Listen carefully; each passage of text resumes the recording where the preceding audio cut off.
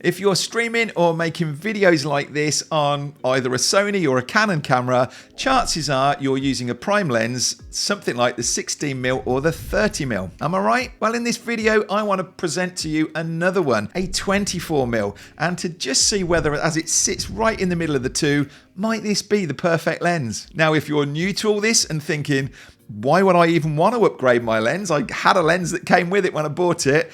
Please check out this video up here where we're talking about the benefits of upgrading your lens. So that allows me to assume that if you're still here, you have at least a basic understanding of what we're talking about with prime lenses. Now, we've already done a comparison of the Sigma 30mm lens that I'm using right now and the Sigma 16mm lens. You can check out that video up here. These are all in the description as well, so you don't need to run off and watch them now. But some have told me they felt a bit like Goldilocks with the three bears, that the 30mm's just too tight and the 16mm's too wide. So I'm reckoning this 24mm could be just right in the center there. But if you go looking for Sony 24mm lenses and you want to bring them down to an aperture of less than 2.8, you're going to have a limited choice. Sony make one that is an f2.8 that's £600. If you want to come lower than that, their f1.4 is £1,300. Now, hear me right, that is a cracking lens, but it's over the top for what we're doing here. So that's why we tend to go for third-party lenses like Sigma, Tamron, Viltrox, and I'm very excited to bring today this Viltrox 24mm lens for us to have a look at. This is currently £397, so much cheaper than those manufacturer ones, and let's have a look and see what it's about. So quick disclaimer,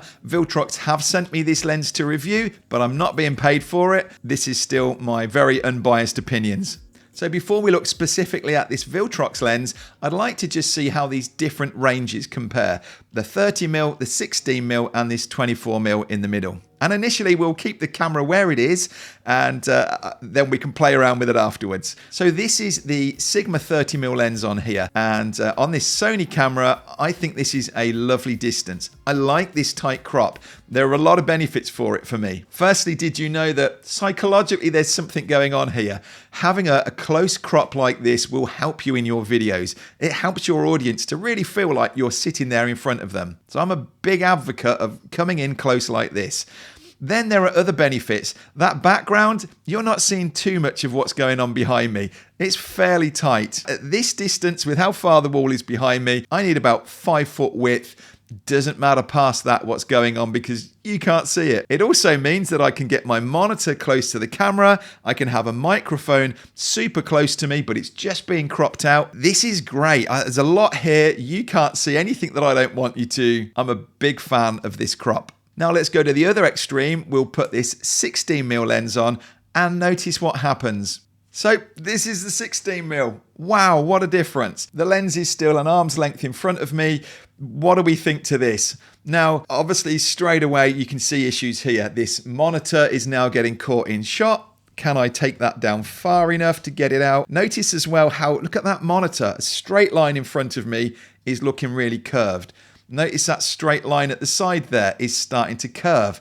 We're on a wide angle lens and you will get some distortion at the edges of it. So keep that in mind. If your background has got lots of straight lines, window frames, things like that, it's going to start to curve towards the edges. And then I've taken the monitor down and look, all of a sudden my microphone's in shot. So now if I don't want to have a microphone in shot, I've got to push this further away, whether that be down or up, and suddenly I'm not getting the mic near to me anymore. Now you might say, okay, well, let's bring the camera in. Let's have a look what it looks like, and we'll try to match up to that original crop by just bringing the camera forwards a bit. And now if you know us, you know that we use this equipment setup over here where everything is attached to one light stand. And that means all we need to do is swing this arm forwards a bit and we can keep the same setup. The mic and the lights don't need to move. We can just bring that camera in. Now, if you haven't seen that equipment setup, we've got a video walking you through it all. We have an equipment list that you can download with every item that we've got in front of us here. I'll leave links to all that in the description. But let's bring this lens in and let's see what it looks like closer in. So there it is. We've brought that camera much closer forwards. It actually means that I could bring that monitor right up close to it. So in that sense, it works. And the microphone, I'm just catching it in there. That doesn't have to go so far down. I am losing, we're a much wider crop here. Some of you will prefer this. And notice something else. Do you think my face looks more distorted? We actually did some recordings of the 16mm and the 30mm. Owen put them together and overlaid them. Just notice the difference going on here with your face and what it does to you. That rounding, that distortion of this lens at wide angle definitely makes a change to your face. And I prefer the image coming through on the 30. Now, this is a very popular lens, and you may like this look. You may like the fact that you want to get all this background in. I don't. Notice the difference. If I show you again that 30mm crop, notice how we were only just coming in over here. We've gained all this extra space. So if you're in a tighter space or you don't want people to see what's going on back there, this again is going to go against you. So even though we brought the camera in closer and got over feeling so lost back here, you still are getting more width to that wall behind you. Now on the plus side, this will give me a lot more room to move when I'm editing. If you want to be able to just emphasize and zoom in or out, or potentially shift left or right, shooting wider like this, expecting to bring it in closer is a great option actually. If you plan to do that, I recommend shooting in 4K so that then when you move that around or zoom in on it, you're still more than what your 1080p image will be. Does that make sense? So shall we finally have a look at this new Viltrox 24mm and see what options it gives us? Firstly, I want to put this back in its original position where we shot from the 30 to show you the difference it's making. So we've put the 30mm back on just to get ourselves back in the right position. In fact, what I thought we could do is put a few post-it notes back there to just show what this frame and distance is. Owen, can you give me a hand? So there we go. That's our frame in place. That's what we're getting out of the 30mm. Let's quickly put the 16mm back on in this same position. Come on, Owen, more stickers. Wowzers. I don't think we go and try and put more stickers out on that, but you can see the difference in that crop of how much of that background we're seeing. So why don't we switch over then, put this 24 on, and let's just see where that comes in comparison between these two. So there it is. You can see the difference behind me from where the markers were from what the 30mm gave us. And although I've got the monitor out of view, the microphone is still here. Now this is very close to me. I could drop this a little bit and get it out of view, but it is a benefit to actually have this wiggle room around me, really. Not a technical term, but you know what I'm saying. It means that when we're editing it and we want to emphasize something, we can come in closer on here. We can reposition this slightly. If maybe I'd got some notes appearing at the side of me, Owen could, when editing, push me off to the side more than he can do when we're shooting on the 30mm. So although I like that tight crop of a 30mm, there's been plenty of times when Owen said to me, I can't do a lot with this. I can't get any closer in or play around with the view to cut when he's editing. So he would prefer this as a shot. And actually, I don't feel this is distorting my face. I don't feel as self-conscious with this as I did with that 16mm. So if I just drop this mic down slightly, so I've just dropped that mic down slightly. You can see it's out of view now, but on the side camera, you can still see that it is very close in. So this actually works really well. I have gained some extra space behind me. So again, if space is an issue, or you don't want to be able to see so much back there, I do actually like that tighter crop where you're only seeing part of a shelf rather than seeing everything that's going on back there. And certainly, as in my case, we've got a white wall at the side. I don't really like that. If I wanted to stay on this, I think I would move the whole thing, the shelf and me, in so that you're still only seeing blue and the wall behind. So what do you think? Are you liking this middle ground between the 16 and the 30mm? It also means if you didn't have as much space in front of you as I've got here,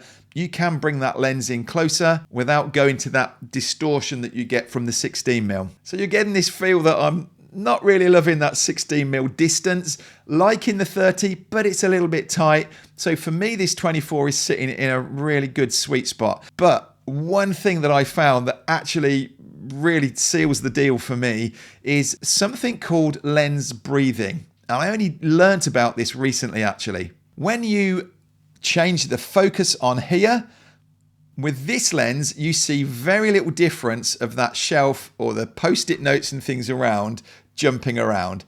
The focus changes, it moves really nicely and smoothly. This is because of the camera rather than the lens. But the breathing element to it, I can demonstrate and compare on the 30 when I do exactly the same thing. So I put my hand up here in front of me. You keep your eye on that shelf over there. There really is no movement. Nothing is changing around other than the focus is coming in and out.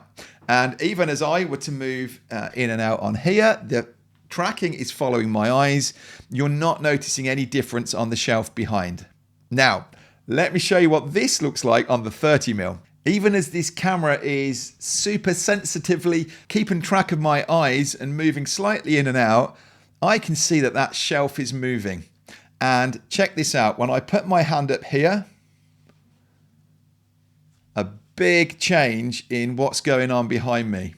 Now, I just assumed this was a thing and it happened, and you know, that's the downside of having an autofocus, but that has always been a bugbear of mine. I didn't appreciate that it was to do with the lens rather than the camera. So even as I move in and out, you can see that that background is moving. This post, I always get it the wrong way around. You can see that post over there is kind of moving side to side slightly, and I just put up with it. But I've put these Viltrox on, and above everything else, this is something that I go, wow, that is worth it for me. So let's put the Viltrox back on and walk you through a few things you need to know about it. And actually, Owen, can we get rid of these post-it notes?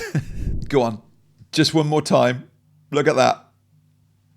Beautiful. One of those things you don't know is there, and you can impress your friends now by talking about lens breathing, because that's what it's doing. Now, I love the build quality of this Viltrox lens. It's a metal construction. If you come from a kit lens that can feel a bit plasticky, putting this on, you kind of think, oh yeah, this has been worth some money. There's a lens hood that comes with it that if you were filming or photographing outside, it would just shield the direct sunlight hitting the lens. It's not an issue for us in here. In terms of quality between these three lenses, we haven't taken this out. I don't intend to take this out and do photos side by side, but we have recorded from each of the three cameras in 4K, and Owen has just pulled it up there in Final Cut, and we've zoomed in, and there's very little difference between them. Certainly that isn't anything that your audience are ever going to see. They're never going to zoom in on a 4K video. So I would say image quality, really, they're on par between the three of them. And again, Sony would tell you that's why you should upgrade to the £1,200 version. You're not going to see it in what we're doing. If you were doing fine portrait photography, maybe you would spot a difference, certainly around the edges and things like that. That's not what we're doing here. This lens goes wide open to f1.8. The other two Sigmas we've looked at do go to 1.4. Personally, I find that a little bit too tight anyway. And in these tests today, we've actually been using this at f2.8. We've just found it's a bit of a sweet spot for sharpness and actually the blurring that it's doing on the wall behind us as well. The bokeh, if you want the technical term. We also looked at quite what the quality of that background is doing. When it's out of focus, does that look any different? I know on some lenses, if you're catching light flares and things behind you, it can really change the shape of those, but I'm not seeing anything really here that would be a plus or a minus between these lenses, other than, as I said, that 16mm is starting to get some curvature towards the edges. In terms of the autofocus, we're on this Sony ZV-E10 and it has eye tracking, and I haven't noticed any difference in it in between these lenses. All of them work equally as well. One thing that you can do with this Viltrox is update firmware for the lens itself. It has a USB slot in the lens that if Viltrox update firmware, you can update it. Now, I've never had to do that, in all honesty. I'm not quite sure what they would do or change in the firmware, but it's there. We did look as well at the distance. There's a minimum focus distance on all of these lenses. And with both the 30mm Sigma and this 24mm Viltrox, I can hold something as close as 30 centimeters in front of me and it will still focus nicely. On the 16mm, you can get 5 centimeters closer, 25 centimeters. But actually the fact that you're likely to bring it closer, you're going to need that. Now, I'm not suggesting you're going to sit within 25 or 30 centimeters, but as I just did then, maybe I'm popping one of these lenses up in front of you and demonstrating something on there. I want to know that I can do that and not have to hold it back here because it can't focus any closer. So again, ticking off, they're all exactly the same really there. Now, I did mention something that you need to be aware of with this lens, and it's unusual really on modern lenses, unless you're getting up into the high price bracket, is an aperture ring on the lens itself. What this is going to do, we were talking earlier about being on f2.8 or 1.8. What we can actually do with this lens is manually from the lens itself adjust the aperture. Now, a photographer out in the field might want to be able to do this. Honestly, you're not going to use this at all in the setup we're doing here. So you just need to be aware of it, because if you're in there and you're going, why can't I change the aperture in my camera? It's locked on 5.6. It's probably because you've knocked it on the lens itself. So be sure to flick it around to A and then you would carry on the same as you would with any of these other lenses. It's a very nice smooth focus on the front of it if you wanted to do that. Again, there is no switch on it to go between auto and manual focus. You would do that in camera. And again, in this scenario, using this Sony camera, you absolutely wouldn't do that because the focus is amazing on this camera. So there it is. We've got a 16, we've now got a 24, and we've got a 30. I think that really covers all the bases. It depends on where you want to be, how close you want this to you, how much crop and space you want around you. Should I upgrade from my 30mm Sigma lens to this? It's £130 extra than that Sigma lens. Honestly, I think this focus breathing itself, the one thing that has been bugging me in the back of my mind, to see that gone, in my situation, yes, I would pay the 130 extra and have and use this lens. And also, Owen would be pleased that I've gained a bit of extra space around me for when he's editing. But if you're thinking that £130 extra sounds a lot of money for that bit of movement, please know that I've been super happy with the 30mm Sigma. I think it's a cracking lens. I just hope I haven't spoiled it for you now because you're going to start seeing that focus breathing. So what do you think? The 16, the 24 or the 30? Which would you choose? Let us know in the comments. And thank you, Viltrox. Love this lens, really do. Thank you for letting us see it. I wouldn't have known about this focus breathing if I hadn't have tried this, and I reckon I've just found a new favorite lens. Be sure to go back and check out those reviews of the 16 and 30 and that other one where we're talking about prime lenses in general. If you want to know about the equipment we've got, check out those links, have a look at those. Well, I look forward to seeing you in another video. Thanks for your time.